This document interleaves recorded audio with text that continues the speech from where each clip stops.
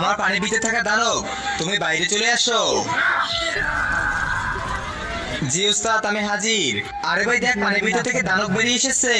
কি ওস্তাদ, আমি যদি তোমার ওস্তাদ হতাম তুমি তো তাহলে আমার সব কথা শুনতে। আমি যে তোমাকে কতদিন ধরে বলতেছি পানির নিচে থাকা সেই জাদুই আংটি আমাকে দিয়ে দাও। ওস্তাদ, আমি পানির ভিতরে থাকা আংটিটা অনেক খুঁজেছি কিন্তু আমি কোথাও খুঁজে পাইনি। ফৌজি, আমরা তো এটাকে প্রথম দেখতেছি, চলো কাছে দিয়ে দেখে আসি। আমি জানি না, যেভাবে হোক না কেন সে আংটি। এই তুমি কে? আর এখানে দানবটা কিভাবে আসলো?